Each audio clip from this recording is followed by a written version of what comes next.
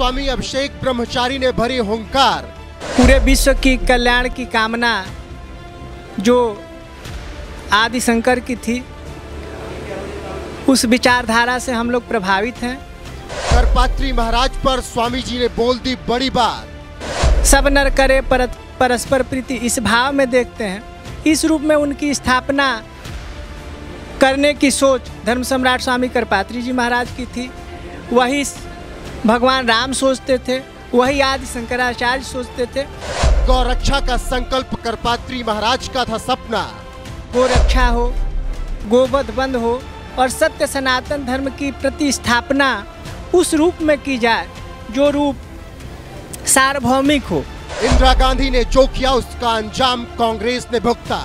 और मिसेज गांधी ने और उस समय की तत्कालीन कांग्रेस सरकार ने जो महाराज जी और गोभक्तों पर बर्बरतापूर्वक गोली चलाई, यह कहीं से भुलाया नहीं जा सकता है। इस वक्त मेरे साथ स्वामी अभिषेक ब्रह्मचारी जी मौजूद हैं और उनसे सनातन को लेकर कई बातें करेंगे, स्वामी करपात्री जी महाराज को लेकर कई बातें जानेंगे और आदि गुरु शंकराचार्य जी के भी बारे में उनसे बातचीत करेंगे। तो स्वामी जी, सबसे पहले बहुत बहुत स्वागत है।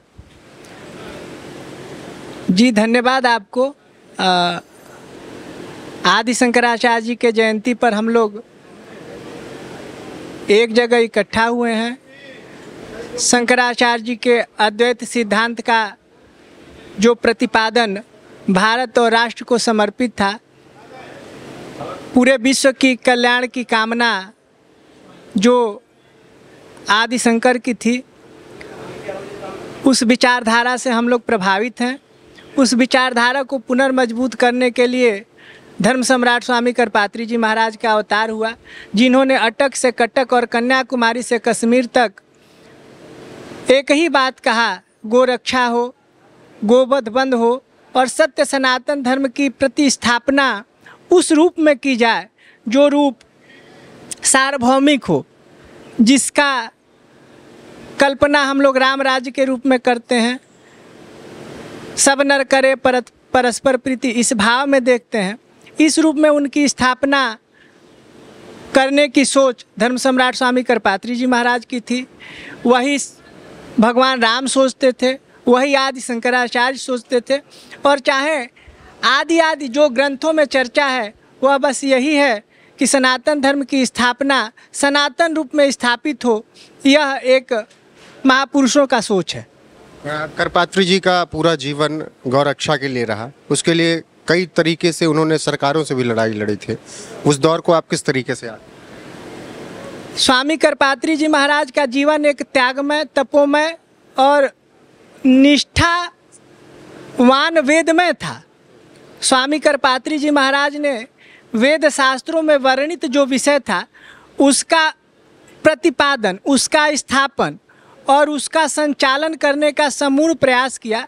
स्वामी करपात्री जी महाराज वेद की रक्षा, गौ की रक्षा और गौ का खून इस भारत ही नहीं अपितु विश्व में नहीं गिरे, इसके लिए प्रयत्नशील रहे। 7 नवंबर 1966 की घटना भारत को ही नहीं पूरे विश्व को विदित है कि मिसेस गांधी द्वारा जो कुकृत्य किया गया, गोरक्षकों पर गोली चलाई गई, ये सर्वथा निंदा का पात्र है। जितनी भी निंदा की जाए उतना कम होता है। और मिसेस गांधी ने और उस समय की तत्कालीन कांग्रेस सरकार ने जो महाराज जी और गोभक्तों पर बर्बरतापूर्वक गोली चलाई, यह कहीं से भुलाया नहीं जा सकता है। देश के नागरिकों को सतर्क रहना चाहिए ऐसे लोगों से, क्योंकि जब भी यह लोग आएंगे तो निश्चित रूप से गाय के और सनातन धर्म के विरोधी होंगे और कहीं से इनके राज्य में ना गो रक्षा होगी, न सनातन धर्म की रक्षा होगी, न सनातन धर्म की पुनर्स्थापना होगी। धर्म सम्राट ने किसी व्यक्ति से लड़ाई नहीं लड़ा, किसी सरकार से लड़ाई नहीं लड़ा। धर्म सम्राट गो के रक्षा हेतु प्रयास किया और उसके व्यवधान में जो आया उस अवरोध को समाप्त करने हेतु प्रयास किया। अच्छा, करपात्री जी महाराज का आपने जिक्र किया और फिर उस घटना का भी जिक्र किया।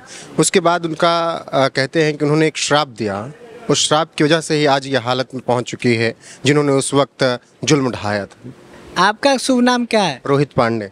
पांडे उसी धरती से आता हूँ जहाँ पे करतारपति जी महाराज का जन्म हुआ, प्रतापगढ़ से। जी रोहित पांडे जी, हम आपको एक बात बताना चाहते हैं। स्वामी करपात्री जी महाराज ने श्राप दिया नहीं दिया, सन 66 की घटना है, उस समय हम प्रस्तुत नहीं थे, परंतु लोग कहते हैं कि स्वामी जी ने उनको श्राप दिया। श्राप अगर नहीं भी दिया तो हमारे शास्त्रों में लिखा है कि साधु अवज्ञा तुरत भवानी, कर कल्याण अखिल के हानि। माने साधु की अवज्ञा करने पर जो परिणाम होता है वह तो सामने है, और जो जिस तरह से मिसेस गांधी का की हत्या हुई, राजीव और संजय की जो दुर्गति हुई, वो पूरा समाज देख रहा है, राष्ट्र देख रहा है किस तरह से उन लोगों की दुर्गति हुई, किस स्तर पर उन लोगों को जाना पड़ा। तो हम लोग को विचार करना चाहिए कि देशद्रोहियों के साथ रहना है, सत संकल्पित लोगों के साथ रहना है, कि देशद्रोही और गो भक्षक के लोगों के साथ रहना है। यह एक बड़ा यक्ष प्रश्न और विचारणीय प्रश्न है। इस विचार को अपने दिमाग में रखते हुए आगे के स्थितियों पर विचार करना चाहिए।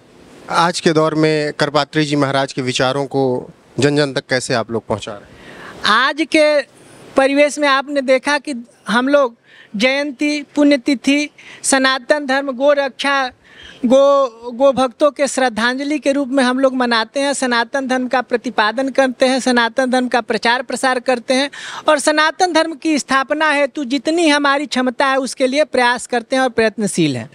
करपात्री जी के महाराज के विचार आज भी कितने लोगों के प्रति, मतलब जब आप लोग लेके जाते हैं उनके विचार लोगों तक पहुंचाते हैं, तो उस दौर में जिस तरीके से लोगों का रिव्यू था आज भी उसी तरीके से मिलता है? अभी जब हमने आपसे पूछा कि आपका नाम क्या है, तो आपने तुरंत जवाब दिया कि हमारा भी नाम रोहित पांडे, और हम उसी धरती से आते हैं जहां स्वामी करपात्री जी महाराज हुआ करते थे। तो आपके उद्गार से समझ लीजिए बस लोगों को इकट्ठा करने की आवश्यकता है, लोगों को एकीकृत करने की आवश्यकता है। स्वामी जी का नाम जो भी व्यक्ति सुना होगा, जाना होगा, नहीं जाना होगा, उसके पूर्वज जाने होंगे। जानने के बाद एक बिजली सा करंट लगता है और सब लोग उत्साहित हो जाते हैं, और उत्साहित ही नहीं ऐसा चाहते हैं कि तंदुल यह ब्रह्मांड उठाऊं, मैंने इस ब्रह्मांड को हम उंगली पर उठा दे, इतना ऊर्जा उन लोगों में आ जाता है। हम लोग ये देखते हैं कि स्वामी जी के प्रति अगाध स्नेह और श्रद्धा लोगों की बनी हुई है।